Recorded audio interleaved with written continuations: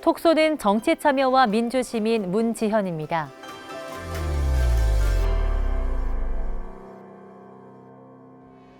네, 나도 실천적인 민주시민으로서의 청년의 삶을 살 수 있을까? 평범한 시민인 내가 일상생활에서 민주시민으로 살려면 어떤 일을 해야 할까? 일단 민주시민으로 일상적인 삶을 사는 것은 어렵지 않은 일입니다. 민주시민은 스스로 학습하는 주체이며 삶은 학습의 과정이기 때문에 일상생활을 통해 접하는 모든 학습과 경험은 민주시민성을 구성하는 지식, 가치, 태도, 행동 방식의 바탕이 됩니다. 우리는 살면서 주로 학교 교육을 통해 시민으로 살기에 대한 지식을 습득하지만 이런 지식은 학습을 위한 학습이 되는 경우가 많습니다. 진정한 민주시민으로 살려면 이런 학교나 책 속에 틀어박혀 있는 지식을 실제적 삶의 현장으로 불러와야 합니다. 즉 경험과 실천을 통해 죽어있는 지식에 생명을 불어넣어야 한다는 거죠. 마치 매일 잘 차려진 음식을 보기만 한다고 몸이 저절로 건강해지는 것은 아니죠. 아무리 좋은 음식도 잘못 먹어 체하면 소용이 없죠. 잘 먹고 잘 소화해서 내 몸에 필요한 영양분으로 만들 때 건강해지는 겁니다. 이처럼 아는 것과 실천하는 것을 통합해서 일상생활에서 민주시민으로 살아가는 방법은 스스로 찾아야 할 겁니다.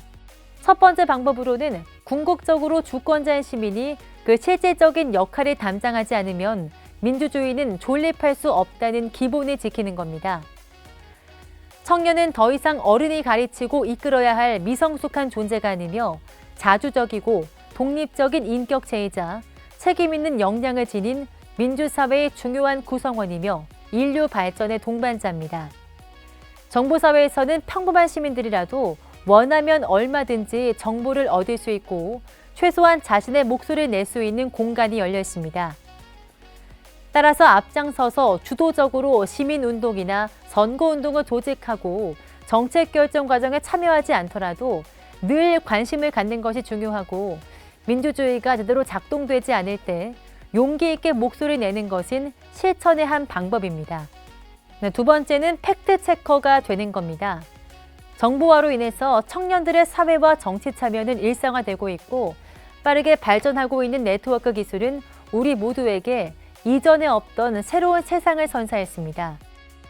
언론사만 뉴스를 만들던 시대는 지나갔습니다. 1인 미디어를 통해서 개인 방송이나 블로그, 다양한 소셜미디어 등을 통해 누구라도 뉴스를 만들 수 있습니다. 시민은 이제 정보의 소비자와 전달자뿐 아니라 생산자이기도 합니다. 뉴스 생산자가 다양하고 많아진 만큼 하루가 다르게 새로운 뉴스로 가득 차는 이 세상은 가짜 뉴스가 넘쳐나기도 합니다. 때문에 그 어느 때보다 신뢰할 수 있는 정보가 필요한 때입니다. 모든 정보는 공정하고 객관적으로 생산되고 전달되어야 하지만 개방과 공유, 그리고 참여의 공간인 네트워크 세상을 살면서 가짜 뉴스가 완전히 근절될 것을 기대하기는 어렵습니다. 가짜 뉴스 근절을 위해서 정치권과 언론사에서 다양한 법적, 제도적 대책을 내놓고 있고요. 그런데 가짜 뉴스를 근절할 수 있는 가장 근본적인 대책은 성숙한 시민의 존재일 겁니다. 가짜 뉴스를 스스로 전별할 수 있는 시민의 능력 향상이야말로 가장 어렵지만 올바른 대책일 겁니다. 가짜 뉴스인지 아닌지 스스로 팩트체커가 되거나 최소한 사실인지 아닌지 불분명한 정보를 퍼나르지 않는 것도 민주시민으로서 사는 방법인 거죠. 세 번째로는 똑똑한 참여자가 되는 겁니다. 직접적인 정치 참여에 몰입하기보다는 청년들의 문제가 다양하게 논의되는 공론장에 주목하는 것도 일상적 참여의 한 방법일 겁니다. 온라인 공간이 진정한 공론장이 되기 위해서는 이념성, 정파성, 지역성 등을 극복하고 열린 토론장이 되어야 합니다. 답을 정해놓고 우리 편과 남의 편이 싸우는 공간이 아닌 함께 답을 찾아가는 열린 토론장으로 변해야 할 겁니다. 그런데 최근 우리 사회에서 여러 통로로 다양한 집단의 정치 참여가 동시다발적으로 이루어지면서 세대, 이념, 빈부 갈등이 심화되고 있습니다. 또한 참여의 확대가 권력에 의한 동원이나 포퓰리즘의 확산으로 변질될 가능성도 있습니다. 따라서 이성과 감성이 결합된 정치 참여, 즐거운 놀이로서의 정치 참여를 할 줄 아는 청년 세대가 즐거우면서도 합리적인 똑똑한 참여 문화를 이끄는 것이 중요합니다. 또한 다문화 능력을 향상시키기 위해서도 인종의 다양성, 문화적 다양성, 민족의 다양성, 정체성의 다양성을 비판적으로 통찰하고 이에 대한 논의를 확장해 나가는 실천이 필요하다 하겠습니다. 아이디어와 가치의 공유는 좋은 정책 수립의 밑바탕이 될 수 있을 겁니다. 마지막으로 시민운동에 비해서 선거운동에서는 아직 청년들이 주도적인 역할을 하지 못하고 있습니다. 이제 우리 선거에서도 소셜미디어는 무시할 수 없는 중요한 선거운동 매체가 되고 있는 것이 사실입니다. 하지만 아직까지 우리나라에서는 선거운동의 주체가 후보자나 정당인 경우가 많고 SNS 활용도 투표 동료나 지지 집단 강화 수준을 벗어나지 못하고 있습니다. 그러므로 다음 선거에서는 여러분이 우리나라에서 처음으로 유권자의 자발적 조직과 참여 그리고 동원이 일어나는 선거운동을 만들어 보는 것도 좋을 것 같습니다. 부당함에 대해서 아니오라고 말하는 용기가 더 나은 민주주의를 만든다.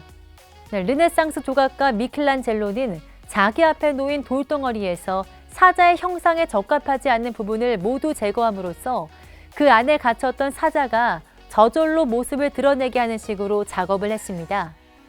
그의 유명한 작품 다비드상은 메디치 이후 권력을 잡은 사보나롤라를 몰아내고 공화정을 수립한 피렌체 시민의 자유를 상징하는 구조물입니다.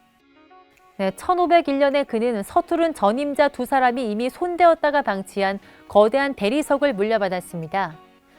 그 돌은 높이가 5.5m나 되고 재질이 뛰어났지만 두께가 너무 얇다는 결정적인 약점이 있었는데요.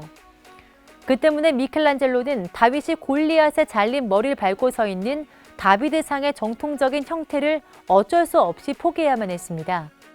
그럼에도 그가 다비드상을 만들기 위해 3년 동안 한 작업은 오로지 불필요한 부분들을 섬세하게 제거해내는 작업을 했고 이를 통해 그는 돌 안에 갇혀있던 젊은 영웅 다윗, 곧 승산 없는 싸움에서 돌팔매 하나로 거의 골리앗을 쓰러뜨린 자유와 정의의 상징을 되살려냈습니다. 오늘날 민주주의를 새롭게 조각하려는 사람들이 하려는 작업이 바로 이것입니다.